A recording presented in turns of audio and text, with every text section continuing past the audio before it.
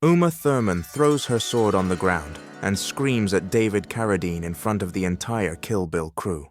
You sit there reading books while I break my bones for this movie. What exactly do you do here? What David says in the next 30 seconds does not start a fight. It teaches Uma something about power that changes how she plays every scene after. Beijing, China, September 2003, Thursday afternoon, 3:47 p.m. The Kill Bill set, a massive warehouse converted into a martial arts training facility, mats covering the floor, weapons racks along the walls, swords, staffs, chains, nunchucks, everything Uma Thurman needs to become the deadliest woman in cinema history. She has been training for 6 hours straight. The same sequence, over and over. A 12-move sword combination that Quentin Tarantino insists must be perfect. Not movie perfect, actually perfect. He wants it to look like Uma has trained her entire life. She has not. She started 8 months ago, and now her body is paying the price. Bruises cover her arms, a cut on her palm from a blade that slipped. Her muscles burning with exhaustion, sweat soaking through her training clothes. She can barely lift the sword anymore, but Yuen Wu-ping, the legendary fight choreographer, keeps saying one more time, one more time, one more time. 40 feet away, David Carradine sits in a director's chair, reading a book, some philosophy text with a cracked spine. He has been sitting there for 2 hours, not training, not rehearsing, just reading, occasionally looking up to watch Uma struggle, then going back to his book. Uma finishes the sequence again. Yuen Wu-ping shakes his head, still not right. The third strike, too slow, again. Uma's grip tightens on the sword. I have done this 47 times today. Yuen Wu-ping does not care. 48 will be better. Uma looks at the sword in her hand, looks at her bleeding palm, looks at the bruises on her arms. Then she looks at David, still reading, still calm, still doing nothing. Something breaks inside her. She throws the sword. It clatters across the training mats. The sound echoes through the warehouse. Everyone freezes. Crew members, stunt team, Yuen Wu-ping, all of them staring at Uma Thurman having a breakdown in the middle of the biggest production of her career. Uma storms toward David, her footsteps loud on the mats, anger radiating off her like heat.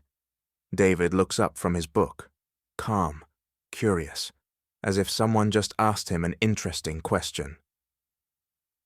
Uma stops 3 feet from him, breathing hard, fists clenched. What exactly do you do here? David marks his page, closes the book, sets it on his lap. I am sorry.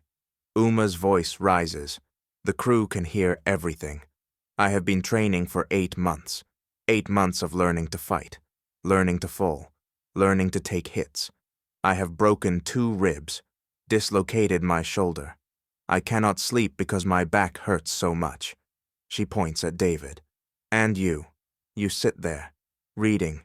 Every day, you show up, you sit in that chair, you read your little books, and then you do your scenes where you just talk. You do not fight, you do not bleed, you just talk. David says nothing, just listens. Uma continues, louder now. Quentin says you are essential, says this whole movie is about getting to you. But what have you earned? I am earning every frame of this movie with my body. What are you earning with your philosophy books? She is almost crying now, exhaustion and frustration pouring out. Tell me, what do you actually contribute to this film? Silence. The entire warehouse frozen. 30 crew members watching. Yuen Wu-ping with his arms crossed. Even the Chinese stunt team who do not speak English can feel the tension. David stands up slowly, sets his book on the chair, walks toward Uma until he is 2 feet away. But then something unexpected happens. He does not defend himself, does not explain, does not argue. He asks a question. Uma, why is Bill dangerous? Uma blinks, thrown off by the question. What? In the movie. Why is Bill the most dangerous character? Why does everyone fear him? Uma hesitates. Because he trained them. Because he knows everything they know. Because he is the master. David shakes his head. No, that is what the script says. I am asking what makes him actually dangerous. When you watch a scene with Bill, what do you feel? Uma thinks, her anger cooling slightly as her brain engages. I feel like he knows something I do not, like he is always 3 steps ahead, like he could kill me without moving. David nods. Without moving. Exactly. Bill is terrifying because he does not have to move. Everyone else in this movie is constantly in motion, fighting, running, killing. Bill sits, Bill talks, Bill waits. He gestures at the training area. You have spent 8 months learning to move, to fight, to be dangerous through action. That is correct. That is what the bride needs to be. He points at himself. I have spent 40 years learning to be still, to be dangerous through presence. That is what Bill needs to be.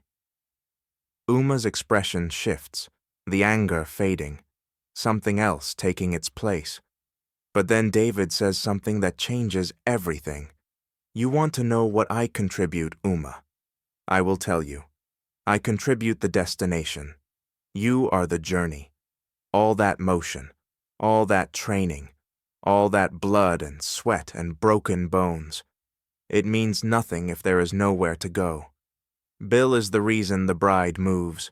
Without Bill sitting still, the entire movie has no point. He steps closer. Quentin did not hire me because I can fight. He hired me because I can make sitting in a chair feel like the most dangerous thing in the room. You cannot train that. You cannot learn it in 8 months. It takes a lifetime of understanding that real power is not about what you do. It is about what you do not have to do. Uma is quiet now, the anger completely gone, replaced by something like understanding. David continues, every strike you throw, every bone you break, every drop of blood you spill, it is all building toward me, toward the moment when you finally reach Bill. And when you get there, I have to be worth it. I have to be so still, so controlled, so absolutely certain that the audience believes this man could have trained you, could have loved you, could have destroyed you. He pauses. That is what I contribute. The stillness that gives your motion meaning. Uma looks at him for a long moment. The crew still watching, nobody moving. But then Uma does something nobody expects. Her eyes fill with tears, not anger.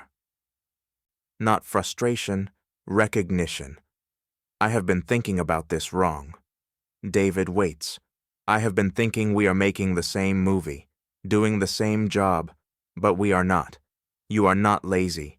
You are doing something completely different. David nods slowly. The bride and Bill are not the same kind of character. They do not require the same preparation.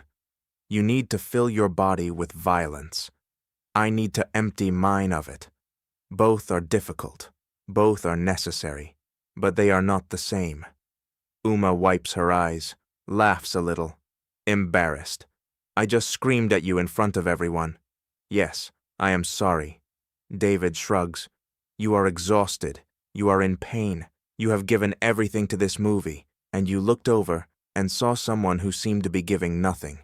Your anger made sense, but it was wrong. It was incomplete, not wrong. You saw a piece of the picture and reacted to that piece. Now you see more. Uma takes a breath, looks at the sword still lying on the training mats. I should get back to work. David picks up his book, and I should get back to mine. Uma starts walking back to the training area, then stops, turns. David. Yes. How do you do it? Stay that still, that controlled. Does not it drive you crazy? David smiles slightly. Uma, I spent 20 years making movies nobody watched, sitting in trailers waiting for scenes that took 5 minutes to shoot, watching my career disappear one bad film at a time. He opens his book. After 20 years of that, you learn to be still. You learn that waiting is not nothing. Waiting is preparation for the moment when waiting ends. Uma nods slowly. Understanding something about David Carradine she never knew before. Understanding something about Bill she could not have learned from the script. She walks back to the training mats, picks up her sword, looks at Yuan Wuping. Again. Yuan Wuping nods. Again. But something is different now. Uma moves differently, not just with her body, with her intention. She is not just learning to fight anymore. She is learning why she is fighting. Learning that every strike is building toward the man sitting 40 feet away, reading philosophy. Building toward the stillness that makes her motion meaningful. Quentin Tarantino was watching from the shadows. He saw the whole confrontation. He walks over to David. That was beautiful. David does not look up from his book. She needed to understand. Quentin sits down next to him. You know what I love about you, David. You just gave her a masterclass in acting, and you did not even stand up. David turns a page. Bill would not have stood up either. Quentin laughs. That is why you are Bill. 3 weeks later, they film the final confrontation. The bride versus Bill. Uma has done her 8 months of training. David has done his 40 years of stillness. The scene works because both of them understand something now. Violence needs somewhere to go. Stillness needs something to stop. The bride and Bill. Motion and stillness. 8 months and 40 years. Both necessary. Both earning every frame. When the movie releases, critics praise Uma's physicality, her commitment, her transformation into an action star. But they also praise something else, the quiet menace of Bill. The way David Carradine can make sitting on a porch feel more dangerous than 100 sword fights. Uma does interviews. Journalists ask about the action, the training, the injuries. She tells them something they do not expect. The hardest thing I learned on Kill Bill was not how to fight. It was why fighting matters. David Carradine taught me that. Not by fighting, by being still, by showing me what I was fighting toward. She pauses. He sat in a chair for 6 months and gave the most dangerous performance in the movie. That is not laziness. That is mastery. That is understanding something about power that most people never learn. He once said that the hardest role he ever played was not Kane, not Bill, but himself. A man caught between what he pretended to be and what he wanted to become. And maybe that is why his story still resonates, because we all know that feeling, the gap between the mask and the face beneath it. Is there a moment in your life where someone saw through your mask, or a moment where you finally took it off yourself? David Carradine walked through Hollywood for 50 years, carrying questions most people never ask out loud. About authenticity, about legacy, about what it means to be real in a world that rewards pretending. If you want to know the real stories, the ones they did not put in the interviews, you are in the right place. We are peeling back the curtain on the man behind the monk. If this story moved you, hit that like button. It helps more people discover these untold moments. Do not forget to subscribe to David Carradine, The Untold Path. We are just getting started. There are stories about Bruce Lee, about the father who died in his arms, and about the Hollywood that tried to forget him. You do not want to miss what is coming next. Leave a comment below. What is your favorite David Carradine role? And did you know he carried this much weight behind the calm? I will see you in the next video. Walk the path.